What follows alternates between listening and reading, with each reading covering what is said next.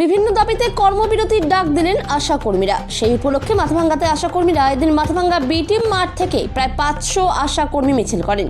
বুধবার বেলা 2:30 নাগাদ আশাকর্মীরা বিক্ষোভ করেন এবং মাথাভাঙ্গা শহরে মিছিল করেন। মূলত 8 দফা দাবির ভিত্তিতে অনির্দিষ্টকালের জন্য আশাকর্মীদের এই কর্মবিরতির ডাক বলে জানা গিয়েছে। তাদের দাবি না মানলে তারা আন্দোলন চালিয়ে যাবেন। সংগঠন সূত্রে খবর, আশাকর্মীদের ন্যূনতম 15,000 টাকা মাসিক বেতন, উৎসাহ ভাতা সহ সমস্ত বকেয়া প্রদান করতে হবে। কর্মরত অবস্থায় মৃত আশাকর্মীর পরিবারকে 5 লক্ষ টাকা প্রদান সহ 8 দফা দাবি রয়েছে। আর সেই দাবি মানা না হলে এই কর্মবিরতি অনির্দিষ্টকাল পর্যন্ত চলবে। মাথাভাঙ্গা থেকে উৎপল অধিকারীর রিপোর্ট, বিগ নিউজ বাংলা। আজকে ওই মূল বিষয়বস্তু আমাদের একই। 23শে ডিসেম্বর 2025 সাল থেকে আমাদের কর্মবিরতি চলছে। আমরা কর্মবিরতি করতে বাধ্য হয়েছি, মানে আমাদের ধৈর্যের বাঁধ ভেঙে গেছে, পিঠ আমাদের দেয়ালে ঠেকে গেছে। বহুদিন ধরে আমরা আমাদের দাবি আদায় করতে চাচ্ছি, কিন্তু আমাদের সামান্য দাবি, কিছুটা দাবি আদায় হয়েছে, কিন্তু মেইন দাবিগুলো আমাদের আজ অবধি হয়নি। 7ই জানুয়ারি আমাদের কলকাতাতে সব আশাকর্মীরা ওইখানে স্বাস্থ্য ভবনে উপস্থিত হয়েছিল এবং সেদিনকে আমাদের যে দাবি দাবা নিয়ে আলোচনা করার কথা ছিল সেটা হয়নি। আধিকারিকদের সঙ্গে তারা একটা ডেট দিয়েছিল 21শে জানুয়ারিতে তারা আমাদের সাথে আলোচনায় বসবে আমাদের দাবি দাবা নিয়ে।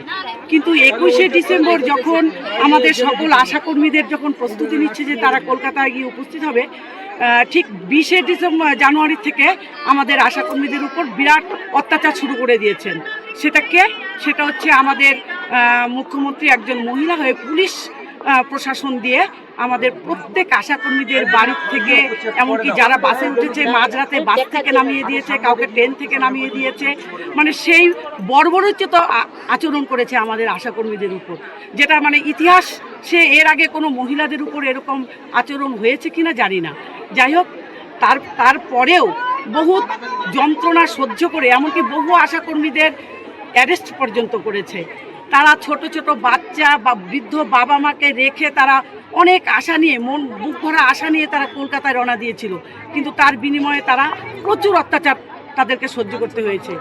যাই হোক, আমাদের মূল দাবি ছিল যে আমাদের যে 5,250 টাকা আমাদেরকে ভাতা দেওয়া হয়, সেটা আমরা বলেছিলাম 15,000 টাকা আমাদের যেন মাসিক ভাতাটা দেওয়া হয়, এবং আমাদের কোনো আশাকর্মী যদি মানে কর্ম অবস্থায় মারা যায় তাহলে যেন তাকে 5 লক্ষ টাকা তার পরিবারকে প্রদান করা হয়, এবং আমাদের যে ভাগে ভাগে টাকাটা দেওয়া হয় সেই মানে ইনসেন্টিভটা যেন আমাদেরকে একবারে সেটা ক্লিয়ার করে দেওয়া হয়। সেটা আমরা আর মেনে নিতে পারছি না। মাসেরটা মাসেই যেন সেটা দেওয়া হয়। আর হচ্ছে আমাদের যেন স্বাস্থ্য মানে সরকারি স্বীকৃতিটা দেয়। তারপরে হচ্ছে আমাদের আশারা যখন মানে কেউ যখন গর্ভবতী হয়, মানে মাতৃকালীন ছুটিটা যেন তারা পায়। যাই হোক, আমাদের 8 দফা দাবি ছিল। আর মেন দাবি হচ্ছে আমাদের যে বর্তমান বাজার, সেটা 5,250 টাকায় আমাদের চলে না। কিন্তু আমাদের যে অর্থমন্ত্রী চন্দ্রিমা ভট্টাচার্য, তিনি আমাদেরকে কি বললেন যে আশাদেরকে অনেক কিছু দেওয়া হয়েছে, তারপরেও আশারা দাবি করছেন। দিদি জানেন না যে দিদির কসমেটিকের খরচ কত? দিদির যে একটা লিপস্টিক, তিনি যে একটা লিপস্টিক পরেন, তার একটা লিপস্টিকের দামই তো 5,250 টাকা থেকে অনেক বেশি। আর আমরা 5,250 টাকায় আমাদের বৃদ্ধ বাবা মা, আমাদের সন্তান সন্ততি, তাদের লেখাপড়া, ওষুধ খরচা 5,250 টাকায় বর্তমান বাজারে চলে। অথচ আশাকর্মীদের কাজ করার কথা ছিল শুধু মা এবং শিশু নিয়ে, সেটার বদলে আমাদেরকে আমাদের মেলায়, খেলায়, তারপরে হচ্ছে স্কুলে, দুয়ারে সরকার, রবিবারে ছুটির দিনে যদি কোনো চাকরির পরীক্ষা হয় সেটাতে, সমস্ত কিছুতে আমাদেরকে ডাকা হয়, কিন্তু তার বিনিময়ে আমাদের কোনো পারিশ্রমিক নেই। যে সমস্ত বড় বড় আধিকারিকরা আমাদেরকে বলেছে যে আমাদেরকে অনেক কিছু দিচ্ছে, সেটা খুবই ভুল। তারা নিজেরা ঘরে বসে থেকে তারা 1 লাখ টাকা করে তারা পাচ্ছে, তাদের হচ্ছে না।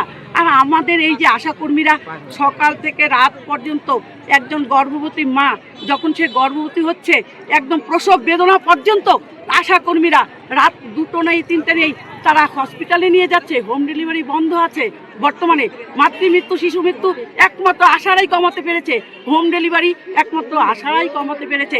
তারা কেন গদিতে বসে থেকে আমাদের বিপক্ষে কথা বলছে? আমরা সেটার জবাব চাই, এবং আমাদের উপরে যে পুলিশ হেনস্থা হয়েছে আমরা সেটা বারবার জবাব চাচ্ছি, এবং আমরা স্বাস্থ্যমন্ত্রী এবং পুলিশ মন্ত্রীকে বারবার ধিক্কার জানাচ্ছি। আমাদের অনুরোধ, আমাদের দাবি মানতে হবে।